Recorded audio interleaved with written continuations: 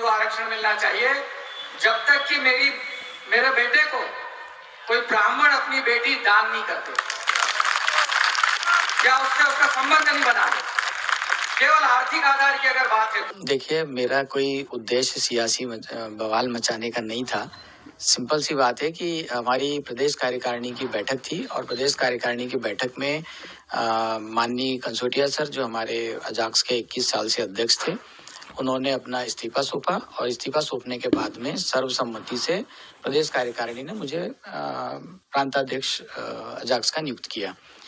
उसमें जो हमारा मेन मुद्दा ये था कि आर्थिक आधार पर आरक्षण होना चाहिए, सामाजिक आधार पर आरक्षण, ये एक मुद्दा अभी समाज में है। इस मुद्दे पर हम सब लोग अपने अपने विचार व्यक्त कर रहे थे और हमने यही कहा था कि जैसे कुछ लोगों का ये मानना था कि भाई आईएएस ऑफिसर अगर हो जाते हैं तो उस परिवार में किसी और व्यक्ति को आरक्षण की पात्रता नहीं होनी चाहिए। उस पर विचार व्यक्त करते हुए हमने कहा था कि यदि मान लो मेरा बेटा, चूंकि मैं आईएएस ऑफिसर हूँ और मेरा बेटे के साथ में मतलब अगर मैं आर्थिक रूप से संपन्न हो गया हूँ और सामाजिक पिछड़ापन मेरा अगर दूर हो गया है, तो इस नाते कायदे से देखा जाए तो हमारे समाज के साथ में, हमारे समुदाय के साथ में, हमारे बेटे बेटियों के साथ में रोटी बेटी का व्यवहार होना चाहिए। केवल इस बात को में से एक लाइन हटा करके और लोगों ने उसको प्रचारित किया। उनके बारे में हमारी पूरी जानकारी मिल चुकी है और हम अभी अजाक्स के माध्यम से वो सारी बातें मीडिया के सामने भी रख देंगे। मेरा सिर्फ यही कहना है सभी समुदाय के लोगों से कि हमारा किसी भी समुदाय के प्रति कोई दुर्भावना नहीं है और न ही हम किसी समाज की बहन बेटियों को कोई आहत करना चाहते थे। उसके बावजूद भी यदि मीडिया के माध्यम से या समाचार पत्रों के माध्यम से लोगों के मन में जो भी बात फैलाई गई है और उससे अगर उनको कोई ठेस पहुंची हो तो उसके लिए मैं तहे दिल से खेद व्यक्त करता हूँ। नमस्कार, मैं हूं लाल सिंह बानी और आप सुन रहे हैं मेरी फसक। तो आपने आईएएस अधिकारी संतोष वर्मा के भाषण को सुना। संतोष वर्मा कह रहे हैं कि एक परिवार में एक व्यक्ति को तब तक आरक्षण होना चाहिए जब तक कि कोई ब्राह्मण संतोष वर्मा के बेटे को अपनी कन्या का दान न करते, या फिर ब्राह्मण आईएएस अधिकारी हैं, वो अपने समाज में उनका बहुत बड़ा रुतबा होगा, सामाजिक प्रतिष्ठा होगी।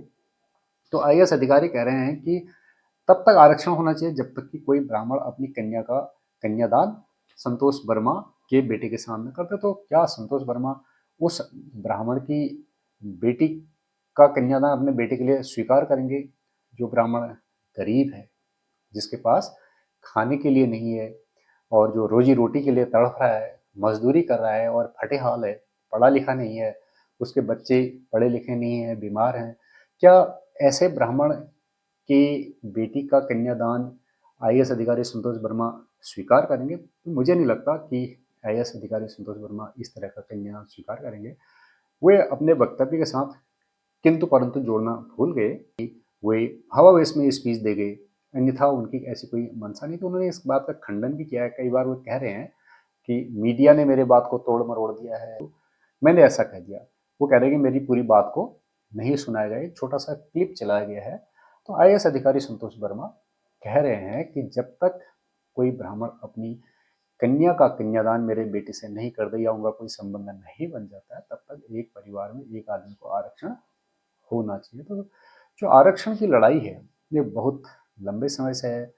समाज के जिस वर्ग को आरक्षण नहीं मिलता है वो चाहते हैं कि आरक्षण खत्म हो, और जिस वर्ग को आरक्षण मिलता है वो चाहता है कि आरक्षण बना रहे। तो आने वाले कई सदियों तक भारत में आरक्षण कहीं जाने वाला नहीं है, क्योंकि वोट बैंक की राजनीति है और कोई भी पार्टी अपने वोटर्स को नाराज नहीं करना चाहेगी और हर समाज के हर तबके का वोट लेना चाहेगी।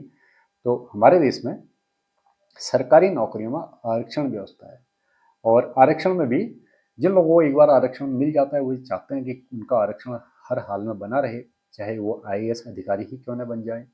वे ये नहीं चाहते हैं कि उनके ही समुदाय के उस व्यक्ति को आरक्षण का लाभ मिले जिसको अभी तक नहीं मिला है, जो गरीब है और जिसकी आर्थिक स्थिति खराब है, बच्चों को पढ़ाने के लिए पैसा नहीं है, अस्पताल जाने के लिए गाड़ी का किराया नहीं है और अपने बच्चों को अच्छे स्कूल में पढ़ाने के लिए जिनके पास पैसा नहीं है, ये उनकी चिंता नहीं करते, अपनी चिंता करते हैं। तो आप क्या मानते हैं, आरक्षण का लाभ किसको मिलना चाहिए?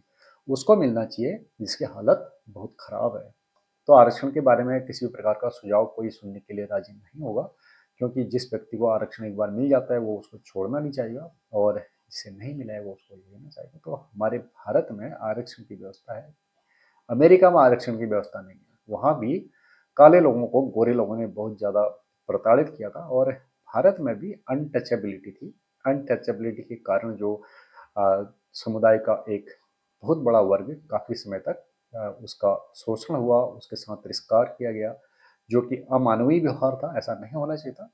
बहरहाल हमारा देश तरक्की कर रहा है, और जो जाति प्रथा है इसकी डोर कट रही है धीरे धीरे, और जाति प्रथा समाज से विरल होती जाएगी, मिटती जाएगी, और एक ज़माना ऐसा आएगा जब हमारे समाज से बिना किसी गृह युद्ध के, बिना किसी आंदोलन के जाति प्रथा अपने आप मिट चुकी होगी। तो आईएएस अधिकारी संतोष वर्मा जैसे किसी भी व्यक्ति को भविष्य में ये नहीं कहना पड़ेगा कि आरक्षण होना चाहिए, कब तक, जब तक कि कोई ब्राह्मण अपनी कन्या का कन्यादान आईएएस अधिकारी जैसे किसी व्यक्ति के बेटे के साथ न करता। तो हमारे देश के लिए सुखद ट्रेंड ये है कि हमारे देश में आने वाले 200-400 वर्षों में जाति प्रथा खत्म होने वाली है, अपने आप ही खत्म होने वाली है, क्योंकि इंटर कास्ट में मैरिज हो रही है, और जो दूल्हा दुल्हन है, जो यूथ हैं, वे ये नहीं देख रहे हैं कि कास्ट क्या है, वो ये देख रहे हैं कि कमाई क्या है। नमस्कार।